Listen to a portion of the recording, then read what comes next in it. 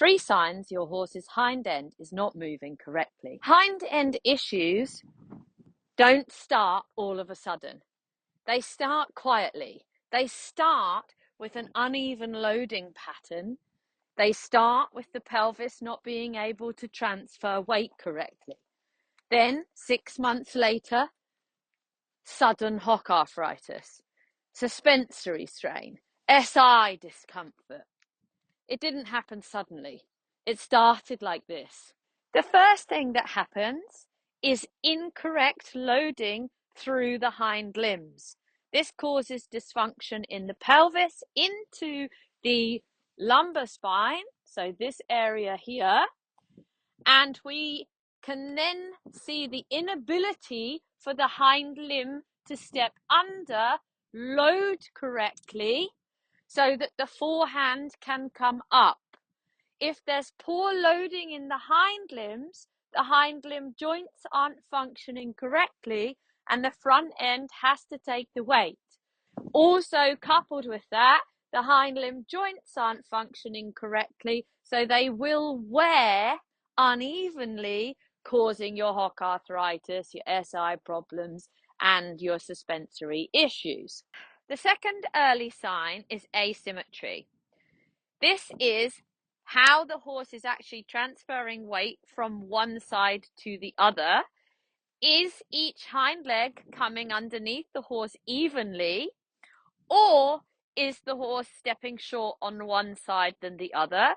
Also, how long a limb spends on the ground will also tell you. When you're riding, it will feel easier on one side than the other. When you're on the ground, what you can look for is to take the horse within a bend and look for where the hind foot comes under the body. Is it coming under evenly, left and right? Or is the horse short on one hind foot? The third thing is behaviour. If the horse is sitting behind your leg, reluctant to go forward, lazy in transitions, finding just forward momentum and connection to work through the back difficult, that's a sign there is a hind end problem. So we can see then that the hind end is responsible for forward momentum because it is the horse's engine. So problems there are going to lead to difficulties in the ridden horse. We can also tell a lot in standstill. So what you're looking for is a good connection here where the lumbar spine meets the pelvis. If you've got a big angle up to a point in the hindquarters, you've got a problem.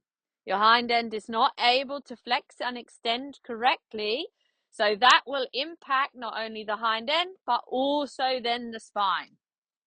So it's important to think about what is going on, what should my connection look like from the pelvis into the back, and is it working correctly?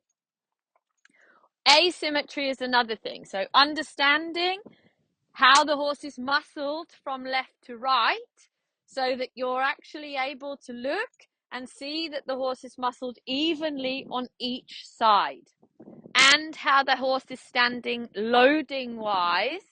So are they always standing with one side rested, and so on. If you're interested in finding out more about this topic and about how to recognize hind end issues in your own horse, join me for my webinar next week. That's what we're going to be talking about in more detail. I've just done a pit stop tour here, but we're going to go into more detail about how the horse's hind end should function, what to look for, what is dysfunctional, what that could mean, and what you would need to do about that situation. So if you're interested, I'll put the link in the description.